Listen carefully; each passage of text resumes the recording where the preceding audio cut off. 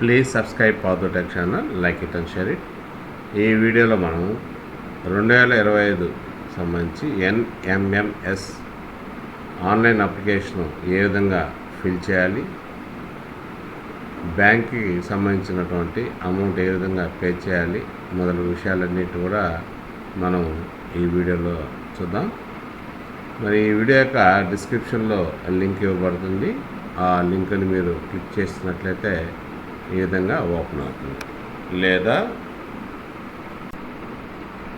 www.bse.ap.gov.in ఆ లింక్ని click చేయాలి. మళ్ళీ చెప్తున్నాను, www.bse.ap.gov.in దాన్ని గూగుల్లో క్లిక్ చేసి టైప్ చేసి క్లిక్ చేసినట్లయితే మీకు ఈ విధంగా ఓపెన్ అవుతుంది. అయితే ఇక్కడ మనం ఏం చేయాలంటే చూడండి, ఇక్కడ టాప్లో ఉన్నటువంటి NMMS 2025 ఆన్లైన్ అప్లికేషన్ మీద మనం క్లిక్ చేయాలి. క్లిక్ చేసినట్లయితే ఈ విధంగా మనకి నెక్స్ట్ పేజ్లోకి తీసుకుపోతుంది. ఈ విధంగా నెక్స్ట్ పేజ్లో తీసుకుపోతుంది. ఇక్కడ NMMS సంబంధించినటువంటి పూర్తి డీటెయిల్స్ ఇక్కడ ఇవ్వడం జరిగింది. మనకి ఏ డేట్లో ఏమిటి అనేటువంటి విషయాలన్నీ కూడా పొందుపరచడం జరిగింది. మరి ఇక్కడ చూడండి, రైట్ సైడ్కి వచ్చినట్లయితే లాగిన్ అనేటువంటిది కనిపిస్తుంది.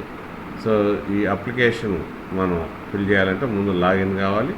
ఆ లాగిన్లో ఇక్కడ మనం చూస్తున్నట్లయితే స్కూల్ యూడేస్ కోడ్ అనేటువంటిది అడిగినారు. మన స్కూల్ యొక్క యూడేస్ కోడ్ ఇక్కడ ఇవ్వాలి. నెక్స్ట్ ఇక్కడ పాస్వర్డ్ ఇవ్వాలి. పాస్వర్డ్ అంటే ఇక్కడ ఏమీ లేదు. మరి మీ స్కూల్ యొక్క యూడేస్ కోడ్ ఇచ్చేసి మనం లాగిన్ అయినట్లయితే మనం వెబ్సైట్లోకి లాగిన్ అవుతాం అన్నమాట. మరి దాన్ని చేద్దాం. చూడండి, ఈ విధంగా మనకి ఓపెన్ అవుతుంది. ఇందాక మనం పేర్కొన్న విధంగా స్కూల్ యూడేస్ కోడ్, పాస్వర్డ్ కూడా యూడేస్ కూడా ఇచ్చినట్లయితే లాగిన్ మీద క్లిక్ చేసినట్లయితే మనకి ఈ విధంగా ఓపెన్ అవుతుంది. సో అప్లికేషన్ మనం ఆన్లైన్లో ఫిల్ చేయాలి కాబట్టి ఇక్కడ వివిధ దశలు ఉన్నాయి. So new candidate, reports, SBI collect, add SBI collect information, update password, get institute wise medium report. So ఇక్కడ మనం మొదటగా న్యూ క్యాండిడేట్ మీద క్లిక్ చేస్తున్నాం. సో చూసారా, ఇది ఆన్లైన్ అప్లికేషన్. ఇదే ఆన్లైన్ అప్లికేషన్. మరి ఈ ఆన్లైన్ అప్లికేషన్లో ఏమున్నాయో ఒకసారి పూర్తిగా చూద్దాం. మేనేజ్మెంట్ అంటే మన దీన్ని ఇక్కడ క్లిక్ చేసినట్లయితే government high school, government UPI, ZPHS, MPUPI, MPL high school, municipal high school, municipal యూపీనా, aided high school, aided UP schools, APMS. So ఈ విధంగా అడుగున్నారు. మన స్కూలు వీటిల్లో ఏ కేటగిరీకి సంబంధించిందో దాన్ని క్లిక్ చేయాలి. సో ఇక్కడ మనం ఇందాక యూడేస్ కోడ్ వాడాం కాబట్టి దాని ప్రకారంగా స్కూల్ డైస్ కోడ్, స్కూల్ నేము, డిస్ట్రిక్ట్ కోడ్ ఇవన్నీ కూడా ఆటోమేటిక్గా డిస్ప్లే అవుతాయి. ఇక్కడ చూడండి, name of the student as per Aadhaar. So Aadhaar card తీసుకొని ఆధార్ కార్డులో ఉన్న విధంగానే అక్కడ ఏ విధంగా ప్రింట్ అయిందో అదే విధంగా ఇక్కడ మనం టైప్ చేసుకోవాలి. ఎటువంటి మిస్టేక్ లేకుండా ఆధార్ కార్డు ఉపయోగించి చేయాలి. తర్వాత ఆధార్ నెంబర్ని ఇక్కడ ఎంటర్ చేయాలి. Date of birth as per Aadhaar కార్డులో లేటెస్ట్గా వచ్చినటువంటి ఆధార్ కార్డులో డేట్ ఆఫ్ బర్త్ మనకి మెన్షన్ అవుతుంది కాబట్టి దాన్ని ఇక్కడ మనం సెలెక్ట్ చేసుకోవాలి. నెక్స్ట్ జెండర్ చూసినట్లయితే జెండర్ మేలా ఫిమేలా. సో అప్లై చేస్తున్నటువంటి ఆ స్టూడెంట్ మేల్ ఫిమేల్ అనేది మనం ఇక్కడ క్లిక్ చేసుకోవాలి. Next father's name as per Aadhaar. So student యొక్క ఫాదర్ నేము ఆధార్లో ఏ విధంగా అయితే ఉన్నదో అదే విధంగా ఇక్కడ మనం టైప్ చేయాలి. నెక్స్ట్ ఫాదర్ ఎడ్యుకేషన్ ఇక్కడ సెలెక్ట్ చేసుకోవాలి. సో వీటిలో ఎంతవరకు చదువుకున్నారో, ఏ కేటగిరీకి సంబంధించిందో దాన్ని మనం ఇక్కడ సెలెక్ట్ చేసుకోవాలి. Next father occupation. So father occupation వీటిలో దేనికి సంబంధించిందో వాళ్ళ ఫాదర్ యొక్క ఆక్యుపేషను. సో ఏమి లేకపోతే నాట్ ఎంప్లాయీ. వీటిలో ఏదైనా దేనికైనా సంబంధించినటువంటిది అయితే దాన్ని మనం సెలెక్ట్ చేసుకోవాలి. సెలెక్ట్ చేసుకున్న తర్వాత సో ఇక్కడ మదర్స్ నేమ్ కూడా ఇవ్వాలి.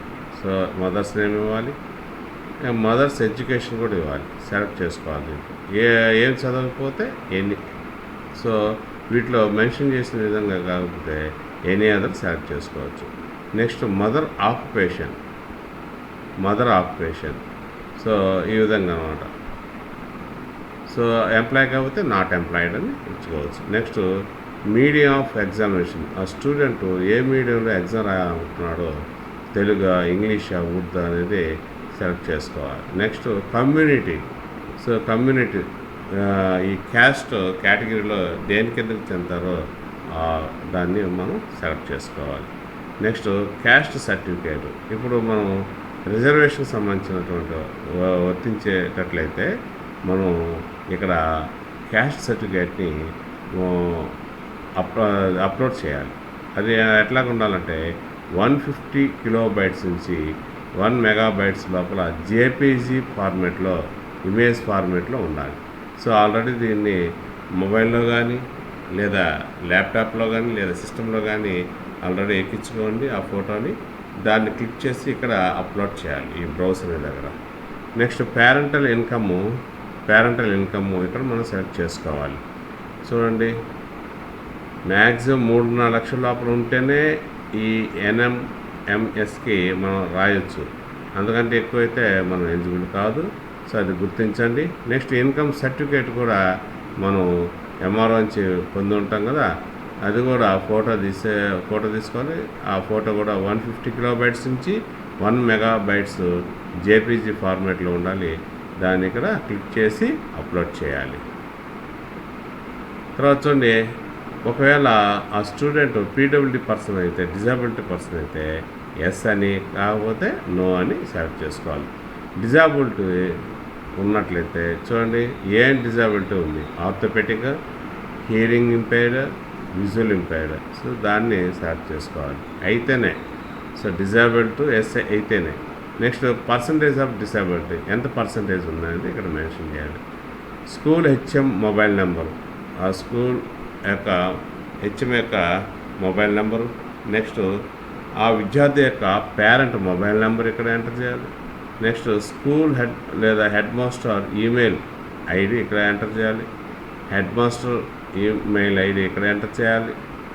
Next percentage of marks in 7th class, 7వ తరగతిలో ఎన్ని మార్క్స్ వచ్చాయో ఆ పర్సంటేజ్ని ఇక్కడ వేయాలి. Area in which school locate ఇక్కడ మనం సెలెక్ట్ చేసుకోవాలి, రూరల్, అర్బన్ అనేది. సో సెలెక్ట్ చేసుకున్న తర్వాత ఇక్కడ మనం రైట్ సైడ్ వచ్చినట్లయితే ఇక్కడ బ్రౌజ్ అని ఇచ్చినారు. ఇక్కడ ఏం చెప్పినారు చూడండి, ఫోటో అండ్ సిగ్నేచర్. ఫోటో ఉండాలి, దాని కింద సిగ్నేచర్ ఉండాలి స్టూడెంట్ది.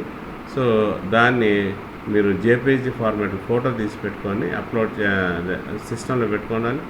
సో ఇక్కడ క్లిక్ చేసినట్లయితే అది డైరెక్ట్గా ఫోటో అని సెలెక్ట్ చేయమంటుంది. సెలెక్ట్ చేసుకున్నట్లయితే ఇక్కడ అప్లోడ్ అవుతుంది అన్నమాట. సో అదే అంతవరకు ఫోటో విత్ సిగ్నేచర్. ఎంత ఉండాలంటే 10 కిలోబైట్స్ నుంచి 30 కిలోబైట్స్, చాలా తక్కువగా ఉండాలి ఇది సైజు మాత్రం. 30 కిలోబైట్స్ గుర్తుపెట్టుకోండి. నెక్స్ట్ ఇట్లా దిగువ వచ్చినట్లయితే PH సర్టిఫికేట్. ఇందాక మనం PH ఉందని, ఒకవేళ PHC ఉందని మెన్షన్ చేసాం కదా, దానికి సంబంధించినటువంటి సర్టిఫికేట్ కూడా ఫోటో తీసి పెట్టుకోవాలి. ఆ ఫోటో సైజు ఎంత లోపల అంటే 150 కిలోబైట్స్ నుంచి 1 MBలోగా ఉండాలి. దాన్ని మనం ఇక్కడ బ్రౌజ్ చేసి సో ఇక్కడ అప్లోడ్ చేసుకోవాలి. చేసుకున్న తర్వాత ఇంకా చివరికి వెళ్ళిన తర్వాత సబ్మిట్ అప్లికేషన్ మీద క్లిక్ చేసినట్లయితే అంతటితో ఆ విద్యార్థి యొక్క NMMS అప్లికేషన్ ఆన్లైన్లో విజయవంతంగా సబ్మిట్ చేసినట్లు వారం అవుతాము. ఎప్పుడైతే మనం అప్లికేషన్ ఆన్లైన్లో సబ్మిట్ చేస్తామో ఈ రిపోర్ట్స్లోకి వచ్చేస్తుంది. మనం ఎంత ఫీ కట్టాలనేటువంటిది మనకి ఇక్కడ డిస్ప్లే అవుతుంది. మనకి ఎంత ఫీజు కట్టాలనేటువంటిది ఇక్కడ డిస్ప్లే అవుతుంది. ఇక్కడ మీరు ఒకటి గమనించాలి. సో సపోజ్ ఒక 10 మందికి మనం 10 మంది విద్యార్థులకు మనం చేస్తున్నాం అనుకోండి, అందరికీ విడివిడిగా ఏం మనం ఫీజులు కట్టలేదు, అందరికి కలిపి సో మనం ఒకేసారి ఫీజు కట్టవచ్చు. ఆ ఫెసిలిటీ ఉంది. సో మీరేం చేయాలంటే ఒక క్యాండిడేట్ని యొక్క అప్లికేషన్ పూర్తయ్యి సబ్మిట్ చేసిన తర్వాత మళ్ళీ న్యూ క్యాండిడేట్ని మన రెండో క్యాండిడేట్ వివరాలు సో అప్లికేషన్ ఫిల్ చేయాలంటే మళ్ళీ ఫ్రెష్గా న్యూ క్యాండిడేట్ మీద క్లిక్ చేసినట్లయితే మళ్ళీ అది ఓపెన్ అవుతుంది. రెండో క్యాండిడేట్ అదేవిధంగా మూడో క్యాండిడేట్ చేయాలంటే న్యూ క్యాండిడేట్ మీద మళ్ళీ క్లిక్ చేయాలి.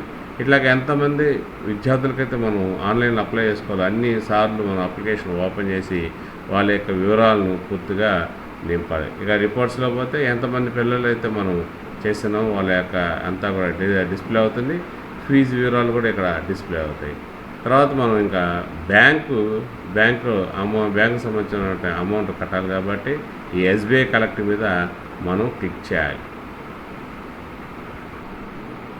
ఆ విధంగా క్లిక్ చేసిన తర్వాత మనకి ఈ విధంగా పేజ్ అనేటువంటిది ఓపెన్ అవుతుంది. చూడండి ఈ విధంగా ఓపెన్ అవుతుంది. దీని ద్వారా మనం అమౌంట్ని బ్యాంక్ యొక్క అమౌంట్ని మనం కట్టాల్సి ఉంటుందన్నమాట. ఇప్పుడు మనం ఏ విధంగా ఎస్బీఐ అమౌంట్ కట్టాలో చూద్దాం. సో ఇక్కడ మనం ఎస్బీఐ కలెక్టర్లోకి పోయిన తర్వాత గవర్నమెంట్ డిపార్ట్మెంట్స్ అనేటువంటిది ఉంది కదా, దీన్ని మనం సెలెక్ట్ చేసుకోవాలి. ఈ గవర్నమెంట్ డిపార్ట్మెంట్ సెలెక్ట్ చేసుకున్న తర్వాత మనం ఇక్కడ కేటగిరీలో వచ్చేసి ఇక్కడ ఫస్ట్ ఫిల్టర్లో ఆంధ్రప్రదేశ్ సెలెక్ట్ చేసుకుంటే మరి లెఫ్ట్ సైడ్కి వచ్చిన తర్వాత డిస్ప్లే అవుతాయి. మనం ఇక్కడ వచ్చేసి డైరెక్టర్ ఫర్ గవర్నమెంట్ ఎగ్జామినేషన్స్ అనేటువంటిది టైప్ చేయగానే మనకి ఇక్కడ డైరెక్టర్ ఫర్ గవర్నమెంట్ ఎగ్జామినేషన్స్ అనేటువంటిది కనిపిస్తుంది. మరి దాన్ని సెలెక్ట్ చేసుకోవాలి. సెలెక్ట్ చేసుకున్న తర్వాత సో అక్కడ వచ్చిన డైరెక్టర్ ఫర్ గవర్నమెంట్ ఎగ్జామినేషన్స్ అనేటువంటిది దాన్ని సెలెక్ట్ చేసుకుంటున్నాం. చేసుకున్న తర్వాత ఇక్కడ కొన్ని వివరాలు అడుగుతుంది. Enter payment details.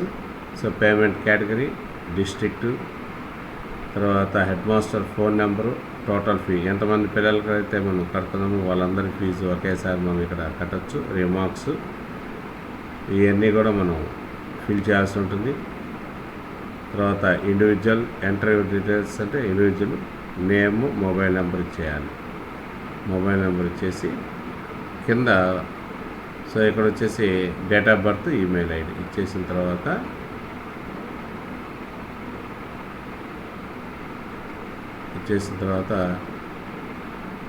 ఇక్కడ ఈమెయిల్ ఐడి కూడా ఇవ్వాలి. Date of birth, email ID కూడా ఇవ్వాలి.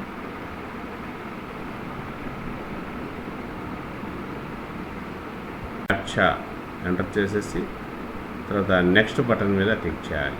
నెక్స్ట్ బటన్ మీద క్లిక్ చేసినట్లయితే తర్వాత మనకి ఈ విధంగా మోడ్ ఓపెన్ అవుతుంది. సో ఎస్బీఐ వాళ్ళు, అదర్ బ్యాంక్స్ వాళ్ళు ఈ విధంగా మనం సెలెక్ట్ చేసుకోవచ్చు. ఎస్బీఐ అయితే ఎస్బీఐ దగ్గర క్లిక్ చేయాలి. అదర్ బ్యాంక్స్ అయితే అదర్ బ్యాంక్స్ దగ్గర క్లిక్ చేయాలి. Card payments, RuPay, debit card, credit కార్డ్సా మనం వాడేదాన్ని బట్టి అక్కడ సర్ఛార్జెస్ అనేటువంటి పడుతూ ఉంటుంది.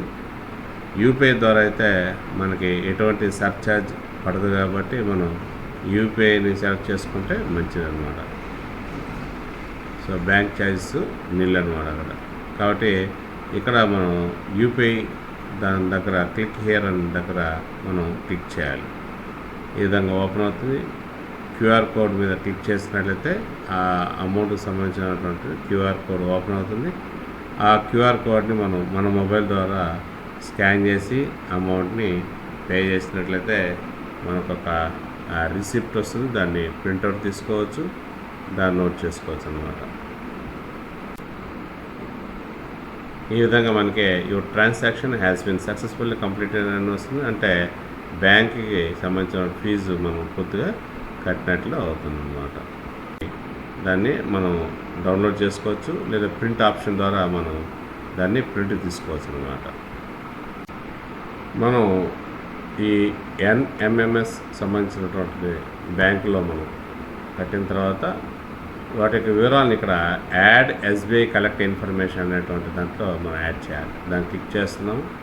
సో ఈ విధంగా మనకి రికార్డ్స్ అనేటువంటి యాడ్ న్యూ రికార్డ్ అనేటువంటి మనం ఇక్కడ క్లిక్ చేసినట్లయితే bank summary, HM mobile number enter చేయాలి. సో ఇక్కడ ఎంటర్ చేయాలి. తర్వాత బ్యాంక్ నేము, మనం ఏ బ్యాంక్ అయితే కట్టనో దాని బ్యాంక్ నేము, ఎస్బీఐ కలెక్ట్ నెంబర్ మనకి డియు అనేటువంటి పేరుతో ఒక నెంబర్ వస్తుంది, దాని యొక్క నెంబరు, తర్వాత ఎంత అమౌంట్ కట్టామనేటువంటిది ఇక్కడ మెన్షన్ చేయాలి.